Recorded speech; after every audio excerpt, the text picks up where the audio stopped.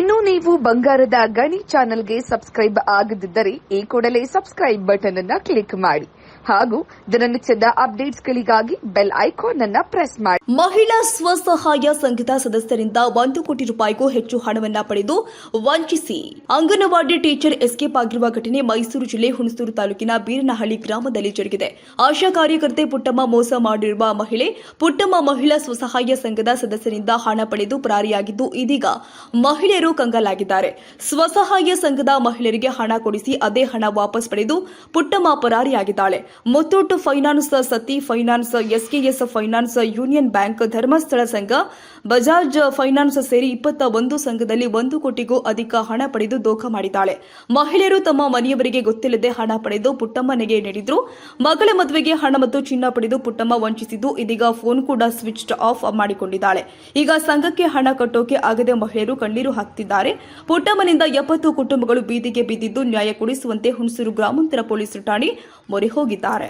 ಕೆಲಸ ಮಾಡ್ಕೊಂಡು ಇದು ಗ್ಯಾಸ್ ಆಫೀಸಲ್ಲಿ ಕೆಲಸ ಮಾಡ್ಕೊಂಡು ಬಿದ್ದಿದ್ದು ಅವು ಕೂಡ ಹಂಗೆ ಅಂದ ಸರ್. ಮದುವೆ ಆಗಿರೋರು ಕೂಡ ಅದೇ ಹೇಳಿದ್ರು ಸರ್. ನಮ್ಗೆ ಎಷ್ಟು ಕಟ್ಟೆವ್ರು ಸರ್, ತಂದಕರಿಲ್ಲ ಸರ್. ನನಗೆ ಆಗ್ತಾಗದೆ ಒಂದ್ಸರಿ ಕೂಲಿಗೆ ಹೋದ್ರೆ ನಿಗತ್ಕತೀನಿ. ಯಾರು ಸರ್ ನನ್ನ ಮಕ್ಕಳ ತಾಯಿ?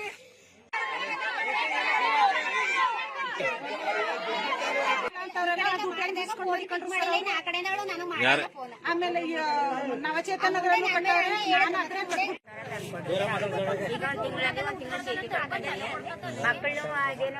ಸ್ಕೂಲ್ ಮಾಡ್ಕೊಂಡು ಈಗ ನಾವ್ ಕೆಲಸ ಮಾಡಕ್ಕಾಗಿಲ್ಲ, ಕೂಲಿಗೆ ಹೋಗಿಲ್ಲ. ಆಪರೇಟರ್ಸ್ ಅವ್ರಿಗೆ ಆಟ ಎಲ್ಲ ಆಗದೆ ಅವಾಗಿಂತ ವಯಸ್ಸರ ದುಡ್ಡು ಇಸ್ಕೊಂಡು ನೀನೇನು ಕೊಟ್ಟಿದ್ಯಾ? ನನಗೆ ಮಾತ್ರ ಏನ್ ಮಾಡಿ ಗೊತ್ತಿಲ್ಲ, ಯಾರಿಗೆಲ್ಲ ಗೊತ್ತಿಲ್ಲ.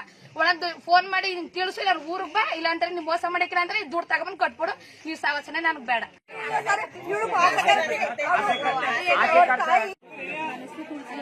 ನನಗೆ ಚೀಟಿ ತಗೊಂಡ್ಕೆ ಉಳಿಸ್ಕೊಳ್ಳಿಲ್ಲ. ಅವರು 4 ವರ್ಷದಿಂದ ತಗೊಂಡಿದ್ರು. ಈಗ ನನ್ ಗಂಡ ಹೊಡಿತಾ ಕೂತಾರ. ನನ್ಗೆ ಅನ್ನ ಉಣಿಸ್ಕೊಡ್ತಾರ, ತಿನ್ನಿಸ್ಕೊಡ್ತಾರ. ಅವರು ಆಶಾ ಕಾರ್ಯಕರ್ತೆ ಆಗಿದ್ರು. ನಾವು 5 ವರ್ಷದಿಂದ ನಂಬಿಕೆವಸ್ತರಾಗಿದ್ರು. ಲೋನ್ ತಗೋತಿದ್ರು, ಕೊಡ್ತಿದ್ರು. ಆ ನಂಬಿಕೆ ಬರಸರು ಬರ್ಬೇಕು. ಅವ್ರು ಹೇಳ್ತಾ ಇದ್ರೆ ತಗೊಳ್ಳಿ ಅಂತ ಅವ್ರಿಬ್ರು, ಅವ್ರ ಚೀಟಿ ಅವ್ರೆ, ಅವ್ರಿಬ್ರು ಟ್ರಾನ್ಸ್ಫರ್ ಆಗವ್ರೆ. ನಮ್ಗೆ ತಾಯಿ ತಂದೆಗೆ ಗೊತ್ತಿಲ್ಲ. ಅವ್ರದ್ದು ಆಧಾರ್ ಕಾರ್ಡ್ ಅವೆಲ್ಲ ನಿಸ್ಕೊಂಡೋಗಿ ಪಾನ್ ಕಾರ್ಡ್ ಎಲ್ಲ ಅತಿ 2 ಲಕ್ಷ.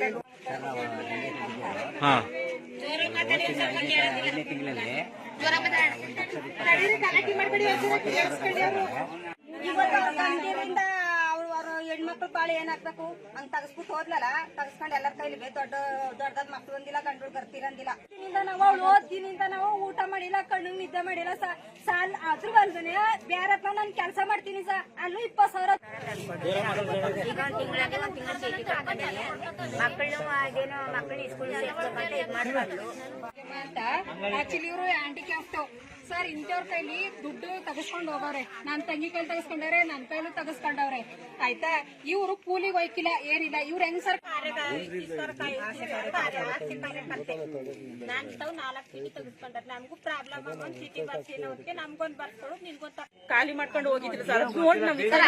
ನಾವು ಬೆಟ್ಟಕ್ಕೆ ಹೋಗಿದೆ ಸರ್. ಅವತ್ತು ಶುಕ್ರವಾರ ಹೋಗಿದ್ದವರು 10 ಗಂಟೆ ಅಷ್ಟರಲ್ಲಿ ಹೋಗವ್ರೆ ಅವರು. ಅದೇ 10 ಗಂಟೆ ಬೆಳಿಗ್ಗೆ ಆತರ ಕೆಲಸ ಮಾಡಿರೋದು ಅವಳು. ಯಾರು ಗೊತ್ತಿತ್ತು? ಅದು ಅಲ್ದೆ ಅವಳು ಕಾನೂನು ಗೊತ್ತಿರಲ್ಲ ಆಗಿದ್ರೆ ಏನಕ್ಕೆ ಇಂತರ ಕೆಲಸ ಮಾಡ್ಬಿಟ್ಟೈತಿಲ್ಲ. ಅಟ್ಲೀಸ್ಟ್ ಅಕಸ್ಮಾತ್ ಅವ್ಳು ಸಾಲ ಆಯ್ತಲ್ವಾ ಸರ್, ಊರಲ್ಲಿ ಇದ್ದು ಹೇಳೋ ಈಗ ನಿಮ್ಮ ಮರ ದುಡ್ಡು ಇಸ್ಕೊಂಡಿದ್ದೀನಿ, ಅವ ಯಾರಿಗೂ ಮೋಸ ಮಾಡಿದ್ರೆ ಅಟ್ಲೀಸ್ಟ್ 1 ತಿಂಗಳು 2 ತಿಂಗಳು ನೀವು ಕಟ್ಕೊಳ್ಳಿ. ಮಿಕ್ಕಿದ್ದ ಅಕಸ್ಮಾತ್ ನಾವು ದಿನ ಕಳ್ತೆ ನಾನು ನನ್ನ ಮಕ್ಕಳು ಸಂಪಾದನೆ ಮಾಡಿ ಕೊಡ್ತೀವಿ ಅಂತ ಅವಳು ಹೇಳ್ಬೋದಾಯ್ತು. ಅದು ಹೇಳಿಲ್ಲ.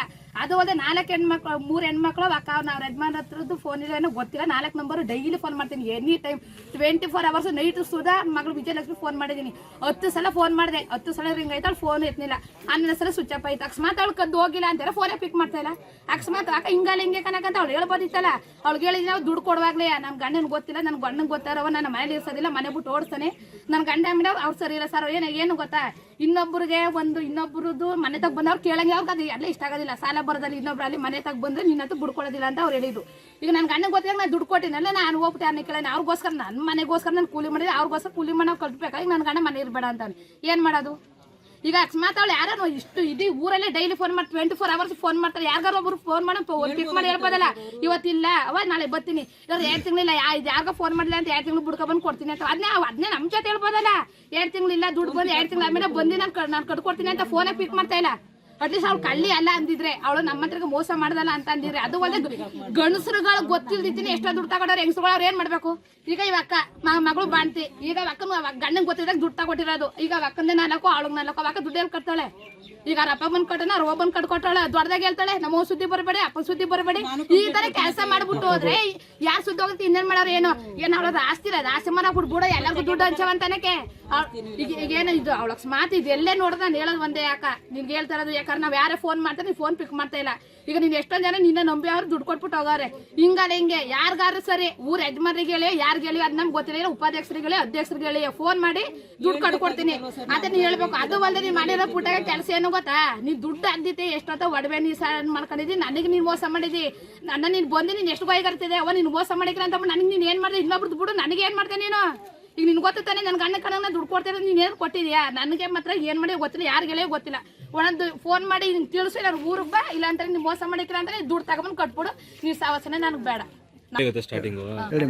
ಸರ್ ಇನ್ನೊಂದವ್ರು ಏನ್ ಕೆಲಸ ಮಾಡ್ತಿರೋ ಅಂತಂದ್ರೆ ಅವ್ರು ಆಶಾ ಕಾರ್ಯಕರ್ತೆ. ಅವ್ರು ಮಿನಿಮಮ್ ಒಂದು 10 ವರ್ಷದಿಂದ 10-15 ವರ್ಷನೇ ಆಯ್ತು ಅವ್ರಿಗೆ ಫೀಲ್ಡ್ ಇಳ್ದು.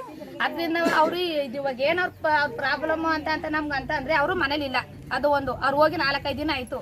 ಅವರು ಈಗ ಏನಿದ್ರು ಪ್ರತಿಯೊಬ್ರು ಫೈನಾನ್ಸ್ ಚೀಟಿಯರು ಪ್ರತಿಯೊಬ್ರು ಮನೆ ತಗ ಬರ್ತಾರೆ. ನಮ್ಮರ ಕಟ್ಟೆಗೆ ದುಡ್ಡಿಲ್ಲ.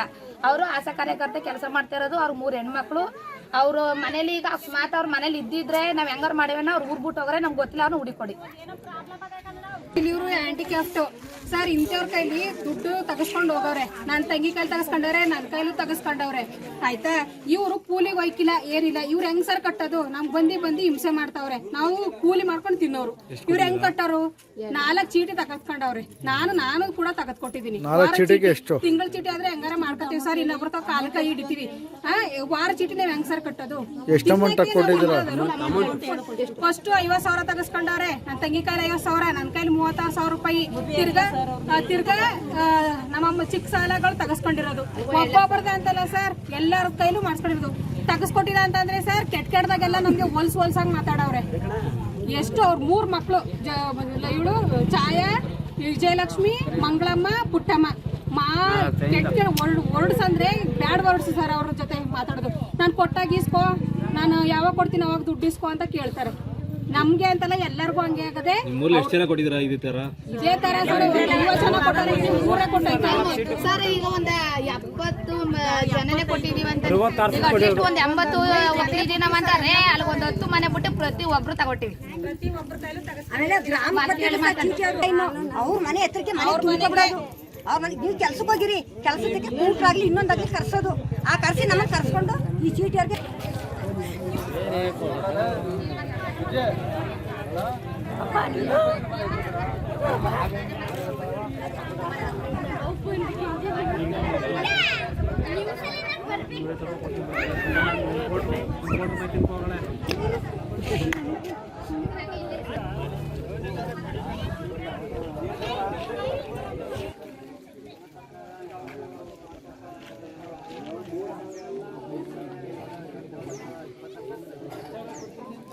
ತಗೊಡಿ ಅಂತ ಕೇಳಿದ್ರು.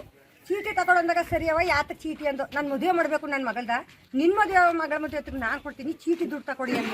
ಸರಿ ನೆಮ್ಕೆ ಎಲ್ಲ ಅಂದ್ಬಿಟ್ಟು ನಾವು ಚೀಟಿ ತಗೊಂಡು 7 ಚೀಟಿ ತೆಗೆಸ್ಕೊಂಡು ಸರ್, 7 ಚೀಟಿ ತೆಗೆಸ್ಕೊಂಡು ಮಗಳನ್ನೂ ಮದುವೆ ಮಾಡಿಲ್ಲ, ಕರ್ಕೊಂಡು ಹೊಂಟೆ ಹೋದ್ರು ಪುಟ್ಟಿಗೆ. 7 ಚೀಟಿ ತಗೊಂಡು 8 ಚೀಟಿ ತಗೊಂಡ್ರದು, 7 ಎಲ್ಲ 8. ಎಷ್ಟು ಕೊಟ್ಟಿದ್ದೀರಾ? ನಾನೊಬ್ಳೆ 8 ಚೀಟಿ ತೆಗೆದು ಕೊಟ್ಟಿರೋದು. 8 ಚೀಟಿ ಅಲ್ಲಮ್ಮ, ದುಡ್ಡು ಎಷ್ಟು ಕೊಟ್ಟಿದ್ದೀರಾ? 3 ಲಕ್ಷನೇ ಆಗದೆ ಈಗ ತಗೊಟ್ಟು. ನಾವಂದ ಸರ್ ನೋಡು ಪುಟ್ಟಿ, 4 ದಿನ ಹೆಚ್ಚು ಕಮ್ಮಿ ಆದ್ರೆ ನಮ್ಗೆ ದುಡ್ಡು ಸಿಕ್ಕಕ್ಕಿಲ್ಲ, ನಾನು ತೆಗೆದು ಕೊಡೋಕ್ಕೆಲ್ಲ ಚೀಟಿ ಅಂದು.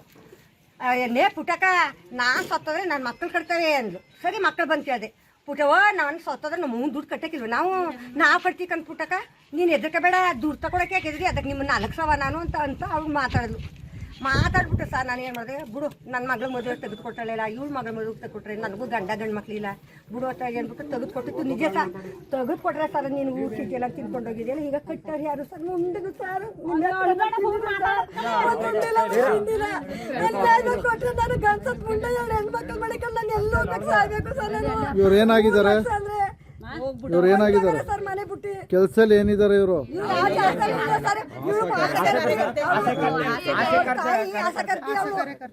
ಹೆಣ್ಮಕ್ಳು ಅಲ್ಲಿ ಇಲ್ಲಿ ಆಸ್ಪತ್ರೆಯಲ್ಲಿ ಕೆಲಸ ಮಾಡ್ಕೊಂಡು ಈ ಇದು ಗ್ಯಾಸ್ ಆಫೀಸಲ್ಲಿ ಕೆಲಸ ಮಾಡ್ಕೊಂಡು ಬಿದ್ದಿದ್ದು. ಅವು ಕೂಡ ಹಂಗೆ ಅಂದ ಸರ್. ಮದುವೆ ಆಗಿರೋರು ಕೂಡ ಅದೇ ಹೇಳು ಸರ್. ನಮ್ಗೆ ಎಷ್ಟು ಕಟ್ಟೆವ್ರು ಸರ್ ತಂದಾಕರಿಲ್ಲ ಸರ್. ನನಗೆ ಆಗ್ತಾಗದೆ ಒಂದ್ಸರಿ ಕೂಲಿಗೆ ಹೋದ್ರೆ ನಿಗತ್ಕತೀನಿ. ಯಾರು ಸರ್ ನನ್ನ ಮಕ್ಳ ತಾಯಿ? ಪುಟ್ಟಮ್ಮನವರು ಎಲ್ಲರ ತಾವು ಚೀಟಿ ತೆಗೆಸ್ಕೊಂಡು ಹೋಗ್ಬಿಟ್ಟಿದ್ದಾರೆ ಸರ್. ನಮ್ಮ ತಾವು 1.5 ಲಕ್ಷ ತೆಗೆಸ್ಕೊಂಡು ಹೋಗ್ಬಿಟ್ಟವ್ರೆ. ಏನು ಮಾಡೋದು ಅಂತಲೇ ನಮಗೂ ಗೊತ್ತಾಯ್ತಿಲ್ಲ. ಮನೆಯಲ್ಲೆಲ್ಲ ಗಣಸರು ಒಸಿ ಹೋಗೋಯ್ತಾ ಇಲ್ಲ, ಒಸಿ ಆಡ್ತಾ ಇಲ್ಲ. ಮತ್ತು ನಮ್ಮ ಮಕ್ಳುಗಳು ಈಗ ಕೆಲ್ಸಕ್ಕೆ ಹೋಗು, ಈಗ ಯಾರು ಕೇಳಿ ತಗೊಟ್ಟೆ ಅಂತ ಕೇಳ್ತಾ ಕೂತಾರೆ ಮಕ್ಕಳು. ಈಗ ನಾವು ಎಲ್ಲಿ ಹೋಗಿ ಮಾಡೋದು ಸರ್? ಪಂಚಾಯತಿಗೆ ನಾನು ಉಪಾಧ್ಯಕ್ಷರಾಗಿ ಆದರೂ ಈಗ ಎಲ್ಲಿ ಹೋಗಿ ಕೆಲಸ ಮಾಡಿದ್ರೆ ನಮ್ಗೆ ಮರುವಾದಿ ಸಿಕ್ಕದ ಸರ್. ಈಗ ಈ ಥರ ಮಾಡ್ಬಿಟ್ಟು ಹೊರಟೋಗ್ಬಿಟ್ಟಲ್ಲ, ನಮಗೆ ಎಷ್ಟು ಕಷ್ಟ ಇದ್ದದು ಸರ್ ನಮಗೆ ಕಟ್ಟಕ್ಕೆ. ಎಷ್ಟು ದಿನ ಆಯ್ತು ಅವರು ಊರು ಬಿಟ್ಟೋಗಿ? 3-4 ದಿನ ಆಯಿತು ಸರ್. ಶುಕ್ರವಾರ ಹೋಗಿತ್ತು. ಅದು ಅವತ್ತು ನಾನು ಇಟ್ಟಿಲ್ಲ ಸರ್. ಬೆಟ್ಟಕ್ಕೆ ಹೋಗ್ಬಿಟ್ಟಿದ್ದೆ. ನಾನು ಇದ್ದಿದ್ರೆ ಬಿಡ್ತಿದ್ದಿಲ್ಲ ಸರ್. ಯಾಕೆ ಏನು ಅಂತ ಕೇಳಿವು ನಾವು. ಅದು ನಮಗೆ ಗೊತ್ತೇ ಇಲ್ಲ ಸರ್. ನಾವು ನೈಟ್ ಬಂದಾಗ ಗೊತ್ತಾಯ್ತು ಸರ್ ಹೊಂಟೋಗೋರೆ ಅಂತವ. ಈಗ ಅವ್ರು ಹೋಗ್ಬೇಕಾದ್ರೆ ಮನೆ ಖಾಲಿ ಮಾಡ್ಕೊಂಡು ಹೋಗಿದ್ರೆ ಹಾಗೆ ಹೋದ್ರು? ಖಾಲಿ ಮಾಡ್ಕೊಂಡು ಹೋಗಿದ್ರು ಸರ್. ಬೆಟ್ಟಕ್ಕೆ ಹೋಗಿದೆ ಸರ್. ಅವತ್ತು ಶುಕ್ರವಾರ ಹೋಗಿತ್ತವರು. 10 ಗಂಟೆ ಅಷ್ಟರಲ್ಲಿ ಹೋಗವ್ರೆ ಅವರು. ಅದೇ 10 ಗಂಟೆ ಬೆಳಿಗ್ಗೆ 10 ಗಂಟೆಲಿ ಹೋಗ್ಬಿಟ್ಟವ್ರೆ. ಹೊನೆನಳ್ಳಿಗಂಡು ಹೋದ್ರಂತೆ ಸರ್. ನಮ್ಗೆ ಗೊತ್ತೇ ಇರಲಿಲ್ಲ ಸರ್. ನಮಗೆ ಆಗ ಬೆಟ್ಟಕ್ಕೆ ಹೋಗಿದಾಗ ನಾವು ಹೇಳಿದ್ರು ಇಲ್ಲಿ ಹೊನೆನಳ್ಳಿಗಂಡು ಹೋದ್ರು ಅಂತ ಜನ. ನಿಮ್ಮ ಹೆಸರೇನು? ನಾಗರತ್ನ ಅಂತ ಸರ್. ಗ್ರಾಮ ಪಂಚಾಯತ್ ಉಪಾಧ್ಯಕ್ಷ. ಅವ್ರಿಗೆ ನಿನ್ಗೊಂದು ತಕೊಡ್ತೀನಿ ಅಂದ್ಬಿಟ್ಟು ಏನು ಹಿಂಸೆ ಹಾಕೊಳ್ಳೋರು. ಈ ಗಂಡಸ್ರುಗಳೇನು ಬೈ ತಕ್ಕೋತಾರೆ ಮನೇಲಿ ಬಾಂಟಿ ಅದ್ರಲ್ಲಿ ಕಟ್ಟೋದು. ನೀವೇನು ಕೆಲಸ ಮಾಡೋದು? ನಾವು ಕೂಲಿ. ನೀವು ಎಷ್ಟು ಕೊಟ್ಟು ಜಮೀನಿಲ್ಲ. ಎಷ್ಟು ಕೊಟ್ಟಿದ್ದೀರಾ? 50 4 ಲಕ್ಷ ಕೊಟ್ಟಿವಿ. ನಮ್ಮವ್ 4 ನಮ್ಮವನೇ ಕಟ್ಟವ, ಅವ್ರವನೇ ಕಟ್ಟವ ಸರ್. ಏನಂತ ಇಸ್ಕೊಂಡ್ರು ಅವರು? ಏನಂತ ಅಂದ್ರೆ ಅದೇ ನಮ್ಮನೆ ಪ್ರಾಬ್ಲಮ್ ಅನ್ನೋದಕ್ಕೆ ನಮ್ಗೊಂದು ತಕೊಟ್ರೆ ಮಾತ್ರ ನಿಮ್ಗೆ ಚೀಟಿ ಬರ್ಸ್ತೀನಿ ಅಂದ್ಬಿಟ್ಟು ಏನು ಕಾಲು ಬೀಳೋದೊಂದು ಬಾಕಿ. ದಮ್ಮಯ್ಯ ದತ್ತಯ್ಯ ಅನ್ಕೊ ಬರೋರು. ಇನ್ನು ಅದೇ ಹಿಂಗೆ ನಂಬಿಕೆ ಅಲ್ವಾ ಅಂದ್ಬಿಟ್ಟು ನಾವು ತೆಗೆದುಕೊಟ್ಟು ಮಾಡ್ಬಿಟ್ಟು ಹೋಗೋರಿಗೆ ಎದ್ರಲ್ಲಿ ಕಟ್ಟೋದು ನಾವು ಅನ್ನಂಗೆ ಆಗದೆ. ಈಗ ಫೋನ್ ಮಾಡಿದ್ರೆ ಫೋನ್ ತೆಗಿತಲ್ವಾ? ಫೋನ್ ತೆಗಿತಾ ಸ್ವಿಚ್ ಆಫ್ ಆಗೈತೆ. ಅವ್ರ ಮಕ್ಕಳು ಅವ್ರ ಮನೆಯವರು ಯಾರು ತೆಗಿತಾ ಇಲ್ಲ. ಈ ಕಡೆ ಮಾತಾಡಿ. ಗೊತ್ತಾಗ್ಲಿಲ್ಲ ಅಂದ್ರೆ ನೀವು ಕೇಳಿರಿ ಅಲ್ವಾ? ಅವ್ರು ಯಾವಾಗ ಡೈಲಿ ಹೋಯ್ತಾರೆ. ಒಂದ್ ದಿವಸ ಮನೇಲಿ ಒಂದ್ ದಿವಸ ಉಳ್ಕತ್ತಿರ್ಲಿಲ್ಲ. ನಾವೇನ್ ಅನ್ಕೊಂಡು ಹೋಯ್ತಾರೆ ಬರ್ತಾರೆ ಅನ್ಕತ್ತಿದ್ದು. ಆಮೇಲೆ ಅವ್ರು ಯಾವಾಗ್ಲೂ ಆಟೋದಲ್ಲೇ ಹೋಗೋರು. ಆಟೋದಲ್ಲೇ ಅಟ್ಲೀಸ್ಟ್ ಅವ್ರ ಮನೇಲಿ ಏನು ಸಾಮಾನು ಖಾಲಿ ಆಗದೆ ಅಂತನೂ ಗೊತ್ತಿಲ್ಲ. ಇಲ್ಲ ಅದೇ ಅನ್ನೋದು ನಮ್ಗೆ ಗೊತ್ತಿಲ್ಲ, ಏನು ಗೊತ್ತಿಲ್ಲ. ಆದ್ರೆ ಅವ್ರು ಯಾವಾಗಲೂ ಅವರು ಆಟೋದಲ್ಲಿ ತಿರ್ಗಾಡ್ತಿದ್ದು. ಬಸ್ಸಲ್ಲಿ ಸುಧಾ ಅವ್ರು ತಿರ್ಗಾಡಿಲ್ಲ. ಬರೀ ಕಾರು ಬರೀ ಆಟೋ ಅಂತವ್ರಲ್ಲಿ ತಿರ್ಗಾಡಿದ್ದು. ಇನ್ನು ಮುಂದೆ ಅವ್ರಿಗೆ ಏನಕ್ಕೆ ನಾವು ಸಂಘ ತಗೊಟ್ಟಾರೆ ಸರ್, ನಾನು ಸಂಘ ತಗೊಳ್ಳೋದು ಅಲ್ದಿತ್ತು. ಅಟ್ಲೀಸ್ಟ್ ಅವ್ರಿಗೆ ಹೆಲ್ಪ್ ಮಾಡಿದ್ದೀನಿ. ಇನ್ನೊಬ್ರ ಹತ್ರ ದುಡ್ಡು ಇಸ್ಕೊಂಬಂದು ಕೊಟ್ಟಿದ್ದೀನಿ. ಈಗ ಅವ್ರಿಗೆ ನಾನು 3 ಸಂಘ ತಗೊಟ್ಟೆ. ಅದು ನಮ್ಮ ಮನೆಯವ್ರಿಗೆ ಗೊತ್ತಿದ್ದು ದುಡ್ಡು ಕೊಟ್ಟಿರೋದು ನಾನು ಗೊತ್ತಿದ್ದು ತಗೊಟ್ಟಿರೋದು ದುಡ್ಡ ನಾವಿಬ್ರು ಸೇರಿ ತಗೊಟ್ಟಿರೋದು. ಅವ್ರೇನಂತವ್ರೆ ನಿನ್ನ ಮನೇಲಿ ಇರಬೇಡ, ಇಲ್ಲ ನಿನ್ನ ಕೆಲ್ಸಕ್ಕೆ ಹೋಗಿ ಕೂಲಿ ಕೊಡು. ನಮ್ಮ ಮನೆ ಹತ್ರ ಒಬ್ಬರು ಬಂದು ನಿಂತ್ಕೊಳ್ಳಂಗಿಲ್ಲ ಸಂಘದವರು. ಈಗ ನಾನು ಎಲ್ಲೂ ಹೋಗೋದಿಲ್ಲ, ಮನೇಲಿ ಇರೋದು. ಅವಳಿಂದ ನಾವು ಕೆಲ್ಸಕ್ಕೆ ಹೋಗ್ಬೇಕು. ಈಗ ಅವರಿಂದ ಸರ್ ಇನ್ನೊಬ್ರಿಗೋಸ್ಕರ ನಾವು ಕೆಲ್ಸಕ್ಕೆ ಹೋಗ್ಬೇಕು. ಈಗ ಅವ್ರ ಕಷ್ಟ ಅದೇ ಅಂತ ಅಂದ್ಬಿಟ್ಟು ನಾವು ಹೆಲ್ಪ್ ಮಾಡಿದ್ದೆ ತಪ್ಪ? ಅದ್ ಹೇಳಿ. ಅಕಸ್ಮಾತ್ ಈಗ ಯಾರು ಈಗ ಅವ ನೀನು ಕಾಲು ಕಡ್ಕತ್ತೀನಿ, ನಿನ್ನ ಕೈ ಕಡ್ಕತ್ತೀನಿ, ದಮ್ಮೆ ನಾವು ನ್ಯಾಣಕತ್ತಾವಿ ಇಂಥವ್ರು ಹಿಂಗೆ ಮನೆದಾಗ ಬಂದಾರೆ ನಂಗೆ ಕೆರ ತಕ ಹೊಡಿತಾರೆ ಅಂದಾಗ ಆಗ ನಾವೇನು ಮಾಡ್ತೀವಿ? ಅಯ್ಯೋ ಬಿಡು, ಊರಲ್ಲಿ ಇರ್ತಾಳೆ 3 ಹೆಣ್ಮಕ್ಳು. ಅದು ಅಲ್ಲದೆ ಹೆಣ್ಮಕ್ಳು ಕರ್ಕೊಂಡು ಎಲ್ಗೋದಾಳು? ಊರಲ್ಲಿ ಇರ್ತಾಳೆ. ಅವ್ಳಿಗೆ ಗೊತ್ತು ಮಕ್ಕಳೆಲ್ಲ ಕರ್ಕೊಯ್ತಾರ ಅಂದ್ರೆ ನಮ್ಗೇನು ಗೊತ್ತಿತ್ತು? ಅಕಸ್ಮಾತ್ ಹಳೆಯವ್ರಿಗೆ ಮಕ್ಳು ಕರ್ಕೊಯ್ಲ್ಲ ಅಂತ ಕಲ್ಪನೆನೂ ಇಲ್ಲ ನಮಗೆ. ಕಲ್ಪನೆ ಇದ್ದೀರ ಯಾರು ಬಿಡ್ತಿಲ್ಲ. ಇಡೀ ಊರಿಗೆ ಚಾಲೆಂಜ್ ತೀರ್ಸಳ ಅಂತ ನಮ್ಗೆ ಕಲ್ಪನೆನೂ ಇಲ್ಲ.